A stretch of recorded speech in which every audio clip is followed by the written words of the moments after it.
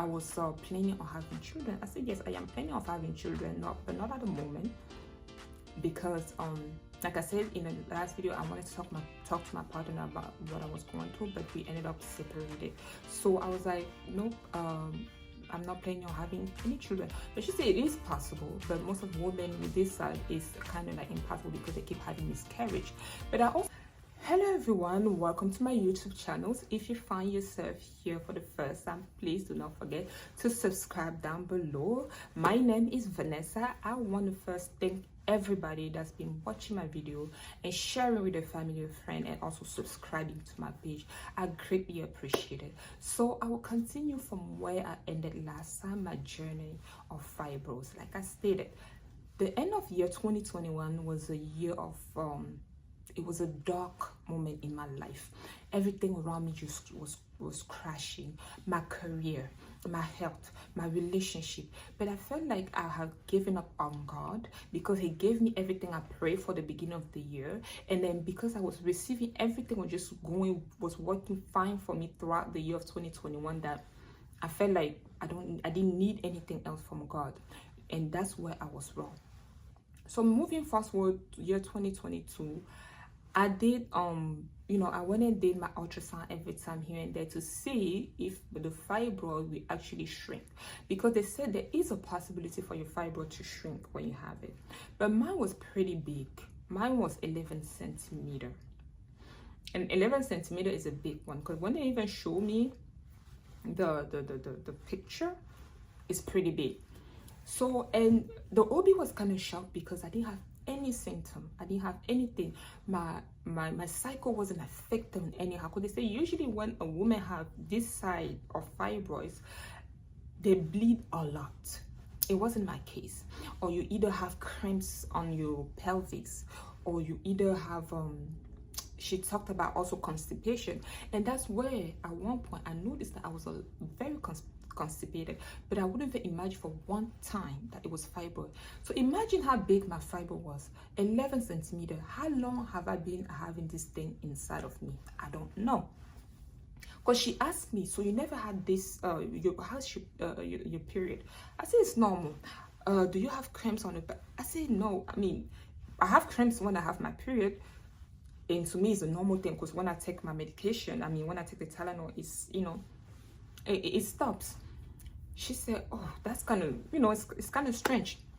So now, like she was saying, oh, if you want to have a kid, there is a possibility to have a kid, but also there's also not a possibility that you could carry the child and not hold it for full term, because you could also have a miscarriage anytime, especially for someone that have 11 centimeters fibroid. So she told me if I was planning on having children. I said yes, I am planning on having children, but not at the moment, because like I said in the last video, I wanted to talk to my partner about what I was going through, but we ended up separated. So I was like, nope, I'm not planning on having any children. But she said it is possible, but most of women with this side is kind of like impossible because they keep having miscarriage. But I also did my own research. One of the things that this OB, she was a Nigerian OB, very nice.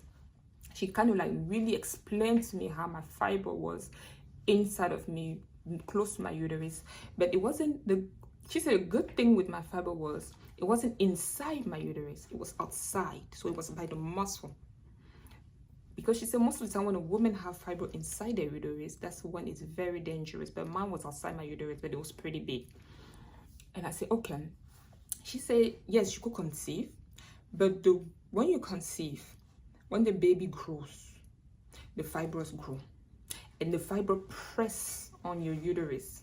So it press, and but it's like it's pressing the baby, and the baby cannot. If the baby needs, needs his air, he cannot be pressed in the middle of the uterus, because the fiber is growing and pressing on the baby, and that's why you end up getting a miscarriage if that happens. So she said that if you're planning to get pregnant, you have to let me know, because if you get pregnant, we have to really follow you. You have to follow you with your doctor appointment and all. And I did some of my research, and like she also said, go ahead, do your research. Once you're done, come back and let me know what you want to do. She said, you're still young, go do your research, think about it, and come back and let me know. I said, okay. So I went ahead, I did a lot of research. I saw women that was pregnant with fibroid, and when they gave birth, the fibroid shrink. That was two things. You either do a surgery or you get pregnant by the grace of God. If you get pregnant, you get you carry your baby full term, you give birth, your fibroid might end up shrinking. And that was the case of one of the lady that I watched online. She had fibroid. She carried her child with a fibroid. The fibroid was, if I could remember, she said it was 14 centimeters, which was bigger than mine. That she carried her baby full term, and the moment she gave birth, her fibroid shrank to 7 centimeters. I said, okay, but I said, at the time I'm in a relationship, I cannot carry a child. So I guess my only option is surgery.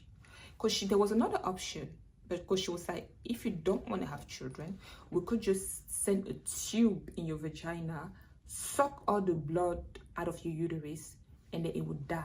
But that means you cannot carry a child. I said, no, that's not what I want. That's not what I want. And I want my babies. He said, okay, then you have to go to the normal procedure where they open you up and remove the fibroids, and they have to be very careful with your uterus, because that's one thing they tell you when you decide to go, to do the surgery. It's not, they give you a paper to sign that there's a possibility for them to remove your uterus in case of any complication. I said that would not be my case. That would not be my case. And so they kind of give you those things. It kind of like scares you, But I said, So, moving forward to the year of 2022, lost my 2 jobs. I was home all alone because my sister ended up moving back to Florida. So I was living all alone by myself. It was a tough year for me. I would find myself days. I would find myself at nighttime in my room crying, not knowing what to do. I'm here. I don't have a job. I'm here. I have this thing growing inside of me. I'm here. I was still upset the fact that me and my partner had separated. So everything was just going into my mind. I was just so frustrated. I was so annoyed. I was mad. I was angry. And then I would cry to God. I would cry to him. And I said, God, I don't know what I did. I don't know why this thing is happening to me. And I remember one day I went to church with my big sister. One of the pastor said, there's a moment, everybody has a moment where they go through the edges. To me, I was like, things happen in life. I have an issue here and there, but it's not big things. So he was like, but if you haven't crossed your edge, you will cross your edge. I said, And at that time, my big sister, she was going through her own things, I was like, I probably heard she's crossing her edge. Me, I don't know, because I hadn't had a thing that was like. So during that time, I was like, God, am I crossing my edge now? Like, because I would find myself every day at night, especially when I was going to bed, crying, lay on the floor, crying to God. I said, God, if it's this me crossing my edge, help me. I need you.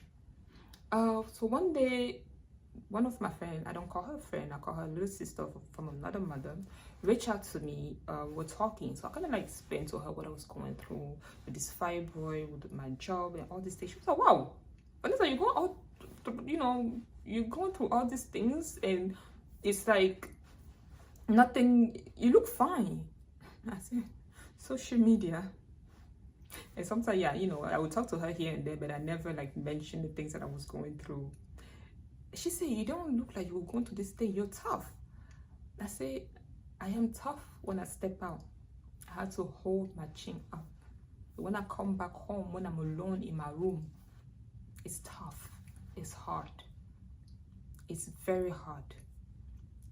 She told me to think about the surgery, because I told her I didn't want to do the surgery. Because they told me it's a major surgery. I said, major surgery who? I don't want my stomach to be cut. No. She said, think about it. Pray. Go. She said, I could help you. We could go on a 21-day fast together and we pray to God. We ask God what he wants to do. Does he want to perform his own surgery on you, or is he going to send his angel in the operation room and perform that surgery on you? She said, pray about it. It's okay if you want to do the surgery. It's fine. So she kind of like encouraged me, because me, I was like, I don't want to do surgery. I don't want to be cut. I don't know what they're going to do with my uterus. I want to have children.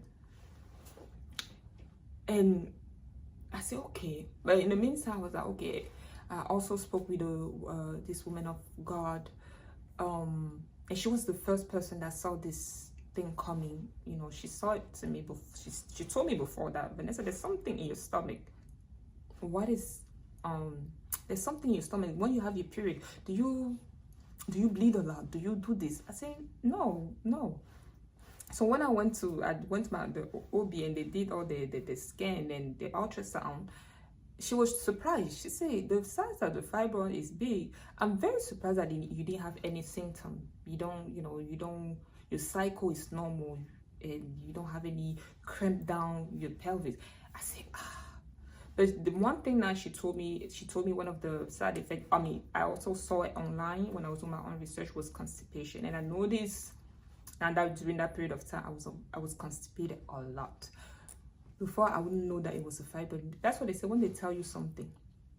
My stomach was always flat before I even found out that I had fibroid. 11 centimeters, that means I had that fibroid. It's been years. Because now they told me that I have something inside of me, I started seeing my stomach poking. And it was stressing me. So I was praying with this lady. She told me, I want you to get this medication. It was natural medication from India, I think. So I ordered a whole box. They sent it to the house. Pray on it. Started taking it and hoping that it will shrink. Because that was the purpose of the medication. To clean my system, for hopefully that my fiber will shrink. That did not happen. I even went on a diet, and I found this other lady online, a Jamaican lady. She was like a natural, she would take medication from the tree. She would go to the forest and cut things from herbs, like herb medication. I ordered it. I did my diet. I was trying to only eat like organic food. That did not work. I lost a lot of weight, but my stomach was just poking, and it wasn't cute. And I started to change the way I was dressing. I started wearing more loose clothes because I was trying to hide my stomach. Because a lot of things, people will see you with a stomach poking. They will say, oh my God, Vanessa, you're pregnant? You don't know. Be careful when you see a woman with a big stomach. It's not because they are either pregnant or they're fat or they have big stomach. They could be going through some things. And that's what I understood. When things like that will happen, people are like, oh, your stomach, you look pregnant. I would just laugh inside of me and say, oh. So that made me very uncomfortable, that I had to change the way of dressing, because I was tired of people like, oh, your stomach, you look pregnant. Okay, yeah, because I think I have a mirror here at my house, and I think every day when I get up, I could see my stomach poking. So that's what I was going through. And then I used those two medicine. It did not work. So I found this other lady on Snapchat back home. She was doing, what we call traditional medicine. And a fibroid was one of the things that she was, offering. One of the medication she was offering was for fibroid. So I went ahead and I reached out to her. I contacted her, and I kind of explained to her my situation, the side of my fibroid and everything. And she said, okay, these are the things I want you to take. So I ordered it and she shipped it to me. But she told me one thing. She said, also one thing is, take those medication, but you also have to believe that the Almighty can heal you. I said, okay. So when the medication came, I prayed on it. I was taking how she told me. I did that. Nothing. I said, God, do you want to perform your own surgery, or should I go to the process of cutting my stomach, of getting cut? I said, I'm gonna just go ahead and, you know, do the surgery. So I decided to contact the OB that told me that when I decide I make up my mind to do the surgery, contact her and let her know. So I contacted her towards the end of year 2022 to schedule my surgery. She said she was busy, she couldn't do it. So she gave me another OB to contact. So I contacted that other OB. They say they don't take my insurance because I wasn't working, so the insurance that I had was Medicaid. A lot of this OB or the doctor, they don't take this insurance. So I started calling. I remember that day I was sitting in my room calling left and right. Oh, oh no, the OB doesn't work here anymore. Oh, the doctor is not here anymore. Oh, they have moved to a different location. It was always something. And I said, okay, I give up. I don't think God wants me to do this surgery, especially right now. He doesn't want me to do the surgery. So that was a little part. That's part one of my journey of a fibroid. I will continue part 2 on my next video. Thank you so much, guys, for watching my video, and please keep continuing to watch and share my video with your families and friends.